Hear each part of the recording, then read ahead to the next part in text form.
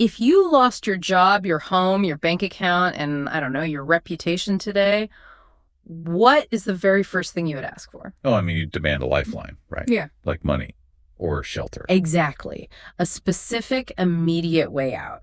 Because when we hit absolute rock bottom, our default human instinct is to flail, to panic and dictate the exact terms of our rescue. Yeah, that's just human nature. We want control back. Right. But today, we are looking at a text that argues the exact opposite. It claims that the ultimate survival tool isn't demanding a rescue at all. It's actually admitting you are completely, utterly helpless. Which is such a massive paradigm shift. It really is. So welcome to this deep dive. Our mission today is to analyze a single, highly concentrated excerpt. It's titled The Al-Qasas Supplication, Divine Provisions for the Destitute. And you know, we only have one short paragraph to work with today. Just one paragraph, yeah. But we are going to wring every single drop of psychological and philosophical insight out of it. It is a remarkably dense piece of text. And it is important to state right up front, we are examining this impartially. Right, absolutely. You're not here to endorse a specific religious worldview or, validate historical events as objective facts.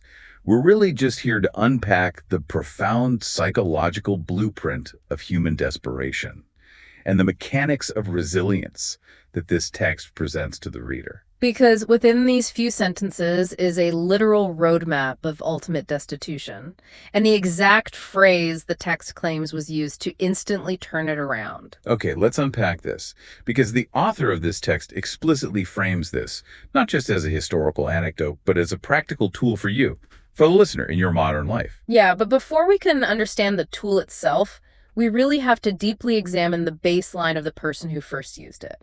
We're talking about the prophet Moses. Right. And the text goes out of its way to paint a picture of a man who hasn't just had a bad week. He has been systematically stripped of every conceivable human safety net. The precise phrasing in the text is critical here, actually. It describes him as being in the most destitute, most helpless state in this world. The most helpless state. Wow. Yeah. And then it builds this very deliberate descending staircase of loss. First, the text establishes the context, right? Moses has fled Egypt to Midian, and he is a fugitive accused of murder. I really want to dwell on that word for a second. Fugitive. Because to grasp the text's claim, we have to feel the psychological weight of that. Totally. You aren't just moving to a new city. You are hunted. Imagine the sheer physiological terror of looking over your shoulder every single second. Yeah, your nervous system would just be entirely fried. Exactly. You have gone from having a life, an identity, and presumed safety in Egypt to suddenly being completely severed from society. You are a ghost with a bounty on your head. The text is methodically stripping away his humanity, layer by layer. First goes the societal standing and physical security. Like you said, he is an accused murderer on the run. Then, the source material explicitly lists the material absences. It tells us he had, quote, no money in his pocket, so the financial resources are gone. But then it makes a very specific, devastating distinction. It says he had no house, no home. Let me stop you there, because that distinction, no house, no home, that is incredibly heavy. It really is. It forces a real question about what actually breaks a person in this kind of crisis. Like, is it the physical exposure to the elements, or is it the total annihilation of your identity? Yeah, because a house is just an architectural structure. Exactly. You could be cold without a house, but a home is a psychological anchor. It's your sense of belonging, your community, your place in the universe. To have no home means you are entirely untethered. That is a crucial psychological observation. By separating house and home, the text highlights the duality of his suffering. He is physically unsheltered, but he's also emotionally and existentially orphaned. Orphan, yeah, that's the perfect word for it. And the text doesn't stop there. After removing society, money, shelter, and belonging, it removes the most basic biological foundation. It says he had no food and was in a state of deep hunger. Deep hunger combined with the paranoia of being hunted. I mean, just think about the dizzying, paralyzing physical weakness of starvation. Your brain literally stops functioning normally. Your body starts consuming itself. When the text says this is the most destitute, most helpless state in this world, it isn't using hyperbole at all. It is presenting a comprehensive inventory of nothingness. He is at the absolute precipice. Which brings us to the central thesis of the text. The sheer totality of this nothingness forces a reaction. When a human being is reduced to a state of sheer, unmitigated existence, how do they act? What do they do? Exactly. And the text provides the exact words he utters in this moment of crisis, recorded in verse 24 of Surah Al-Qasas. Right, so the text gives us the Arabic transliteration. It's Rabbi Inni lima anzalta ilay min karin fakir. And then it provides this incredibly poignant English translation. Let's hear it. It reads, "O my Lord, whatever blessing you bestow upon me from yourself, whatever goodness you bestow upon me, I am indeed a poor man, a beggar, and a pauper." What's fascinating here is the complete glaring absence of demands. Yeah, there's no list. Look closely at the linguistic nuances of that translation. When someone is in the state of sheer panic and starvation we just described, the natural biological and psychological reflex is cognitive tunneling. Cognitive tunneling. We want to fixate on the one specific thing we believe will save us. Oh, absolutely. I have to push back on the logic of this prayer, though, because it feels so counterintuitive to survival. How so? Well, if I am starving in a desert and being hunted for murder, I am praying for a very specific set of things. Give me a fast horse. Give me a map out of Midian. Give me a sword to fight my accusers. Right. Give me a loaf of bread right this second. Yes. That's how human desperation works. We make a list of demands. Precisely. We try to dictate the terms of our rescue, but Moses doesn't do that. He doesn't ask for the sword. He doesn't ask for disguise. He doesn't even explicitly ask for the bread. No, he doesn't. Instead, he simply declares his absolute poverty and his total openness.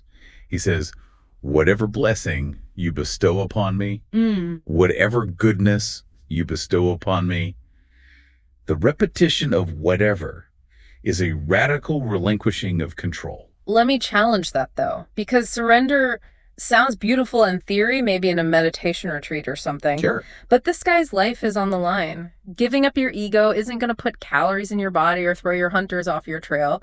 Isn't this kind of, anti-petition just a fancy form of giving up? It looks like giving up if you view it through the lens of modern hustle culture, where we believe we must micromanage every single outcome.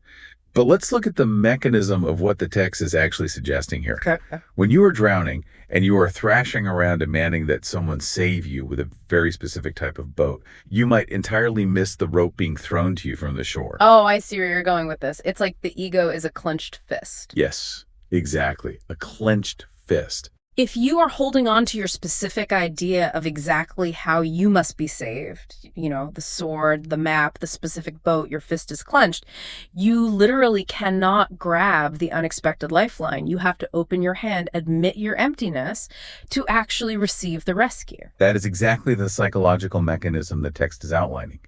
By giving up his preconceived notions of how the rescue should look, he widens his cognitive aperture. Whatever blessing. Whatever goodness. Yes, he is saying, I do not have the capacity to orchestrate my own salvation. I am open to any form it takes. And look at how he cements this. He repeats, oh, my Lord, which is a sign of deep urgency and intimacy. And then the translation uses 3 incredibly heavy descriptors. Right, he calls himself a poor man, a beggar, and a pauper. Yeah. I actually wanted to ask you about that trio of words. Why use all 3? Poor man, beggar, pauper. It feels kind of redundant at first glance. It does. But in a text this dense, every word has to carry its own weight. It is a systematic dismantling of the ego. Think about it. A poor man is someone who lacks material resources, but he might still have his pride. Right. He might suffer in silence. Okay, yeah. He's broke, but he's not asking for help yet. Right. Then a beggar takes it a step further. This is someone who has swallowed their pride and is actively relying on the mercy of others. They're asking for the help. Exactly. Yeah. But a pauper is an archaic, profound legal and social term for someone entirely defined by their destitution. They have zero standing.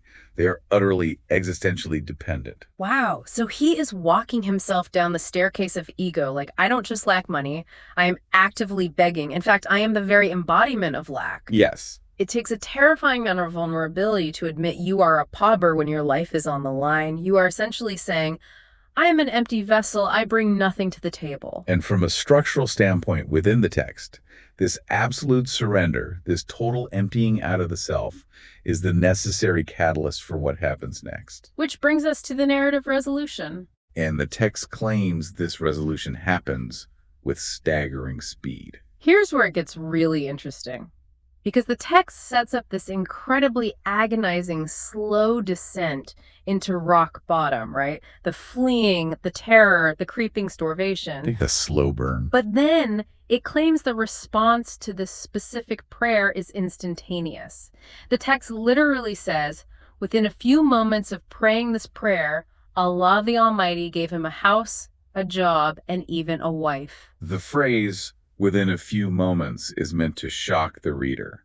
The text is establishing a direct, immediate causality between the internal state of the petitioner and the external reality of the provision. Let's just pause on the symmetry of that provision because it is mathematically perfect based on the baseline we discussed earlier. It really is. He prayed without asking for a single specific item, just admitting his utter emptiness. And the text claims he gets the exact triad of things that fill his specific voids. Let's map them out. Right, so he had no house and no home. The text says he is immediately given a house and a wife, which instantly provides that missing psychological anchor, that companionship, that home. Exactly. And then he had no money and no food. The text says he's given a job, which provides sustainable, long-term provision. It is the ultimate, immediate filling of the exact negative space created by his destitution. You mentioned the clenched fist earlier, right? Yeah. Think of this as a vacuum effect. By emptying himself completely of ego, of demands, of the illusion of control, he created a psychological and spiritual vacuum. Oh, wow. And the text's assertion is that absolute void, when acknowledged with pure humility, immediately attracts absolute provision. The absolute void meets absolute provision. That is a wild mechanism to contemplate. It is. And the author of our source text doesn't just leave this as a neat historical story to admire from afar. This is where the text aggressively pivots. Right at the listener. Yes, the author points right at you, the listener, and claims, quote, SubhanAllah, this prayer can be the biggest tool in your life, along with your helpless upbringing.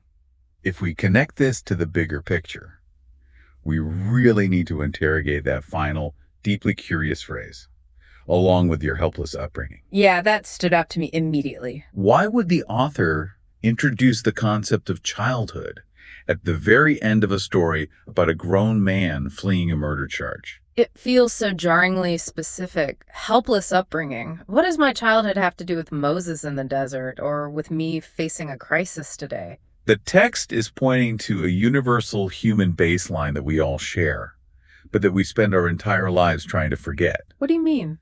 Every single human being starts as a helpless infant. An infant cannot feed itself, it cannot shelter itself, it cannot fight off a predator. Right. It must rely entirely, unconditionally, on a higher power, in the literal earthly sense, caregivers or parents, for its very survival. The infant is the ultimate beggar and pauper.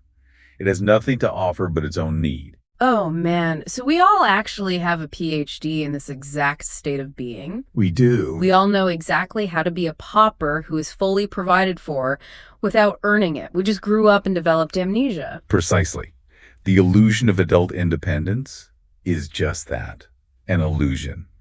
We spend our adult lives accumulating wealth, building careers, buying houses, and polishing our egos to distance ourselves from that initial state of terrifying vulnerability. We build armor. Exactly. We build armor so we never have to feel like a pauper again.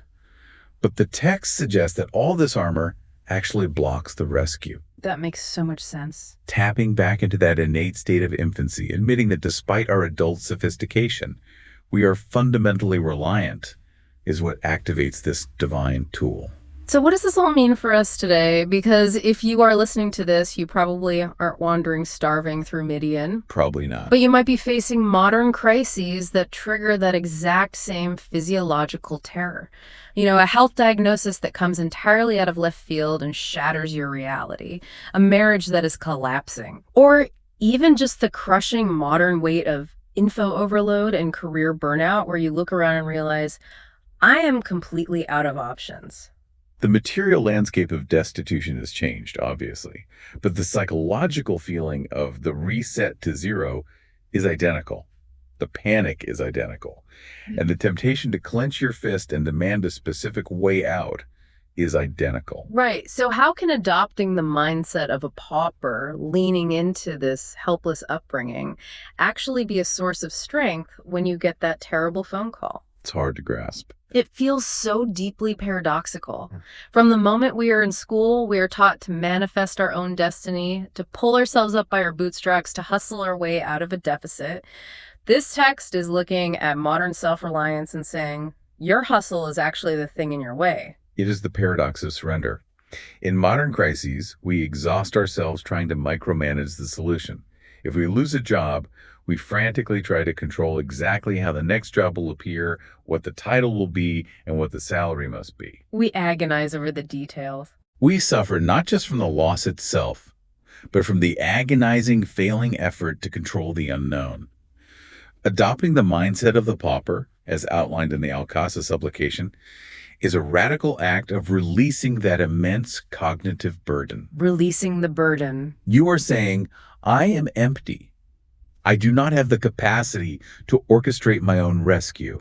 I am open to whatever goodness comes, even if it looks nothing like what I thought I needed. It's literally taking your hands off the steering wheel when the car is already skidding on black ice. That is a brilliant analogy. Because every instinct screams at you to jerk the wheel to fight the skid, which is terrifying.